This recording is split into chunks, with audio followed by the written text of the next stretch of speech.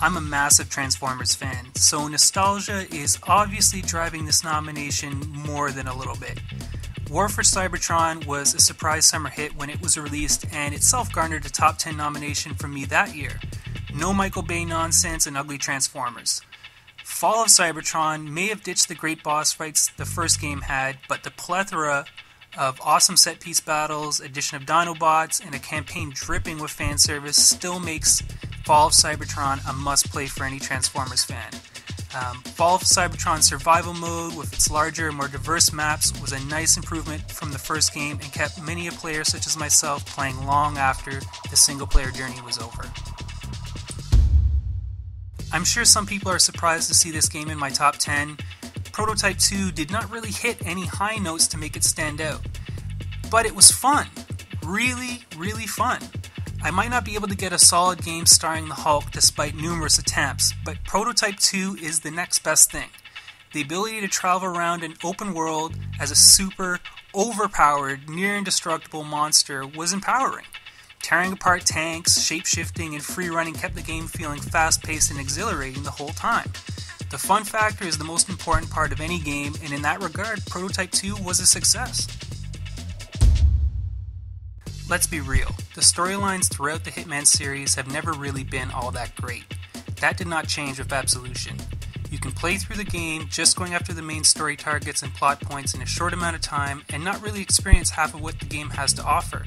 The weird mix of dark humor, over-sexualization, and super violence jars a bit with Agent 47's smooth operator persona, but the true appeal of the Hitman games has always been the ability to explore the game world and work out the craziest hits and the most unique ways to accomplish your goals. That has not changed. Absolution's player-driven contracts mode is addictive and fun. Every level of Hitman is drowning in hidden secrets, hilarious conversations, surprises, and more. Hitman is at its best when the player gets off the beaten path and starts to get creative. Now, Warhawk may never have been a titan, but it remained a PS3 owned by default title for years thanks to a ravenous and loyal fanbase. Starhawk was long awaited and much hyped among the PlayStation faithful. Ultimately, its tutorial-like single-player offering hurt the game critically and commercially more than it helped. Launch was not that pretty or smooth, and it took a few patches and a lot of multiplayer matches for the game to get its equilibrium. But months later, Starhawk's multiplayer offering is very strong.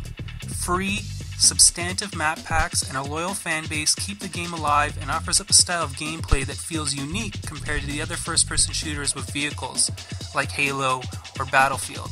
Plus, just like the Honey Badger, Starhawk doesn't give a shit. Now, Max Payne 3 was a dark, slick, and ultimately underappreciated game. It had a fantastic storyline, great combat, and high production values across the board. The hilarity of playing as Max, who with his shaved head bears a striking, if more grizzled resemblance to my former Blue Show co-host Rothbart, never really got old. It's unfortunate that Max Payne 3's multiplayer failed to catch on, but the game had one of the strongest scripted single-player campaigns this year, and more people should play it. Far Cry 3 is just an awesome mess. The storyline and tone of the game is all over the place. One minute you're on a psychedelic spirit quest, and the next you're flinching from allusions to rape and watching people get burned alive.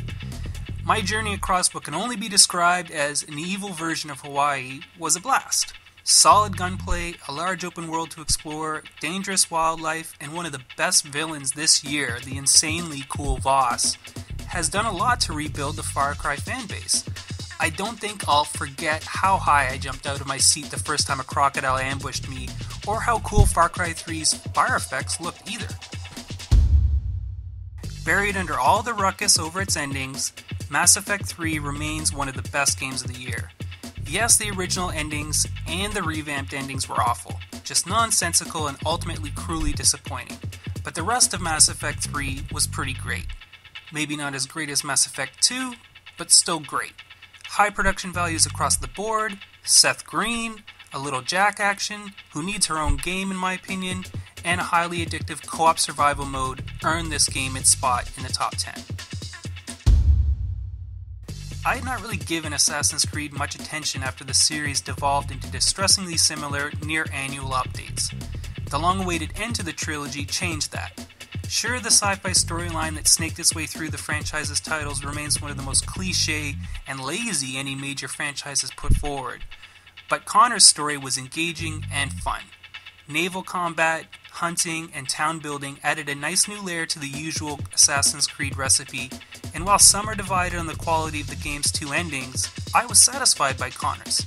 He's 10 times the character and hero Altair or Ezio ever was. Desmond gains his hero status by default. Now, Sleeping Dogs may not be the biggest or the prettiest game of the year, but it was definitely one of the most fun. The game joined my small collection of Platinum PS3 trophies barely a week after it was released.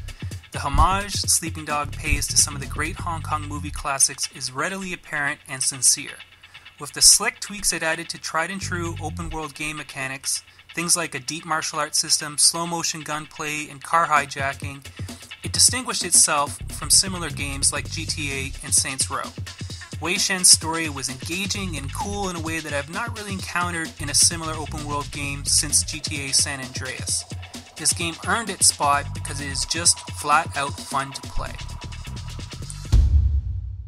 In an age of reboots that have seen turn-based classics converted into first-person shooters, effectively crapping all over player nostalgia and the love of turn-based combat, the XCOM reboot, Enemy Unknown, raises its torch high and proclaims that turn-based strategy games can still go toe-to-toe with the other genres. Super challenging, with an addictive metagame, high replayability, and a new, more action-focused turn-based style make XCOM Enemy Unknown really stand out on the gaming landscape. Naming my squad members after BRB staff, family, and friends, only to see them fall to the game's heartbreaking permadeath setup, never got old, and in a really simple way doubled down on my attachments to my squad and the game itself. XCOM Enemy Unknown is easily my favorite game of the year.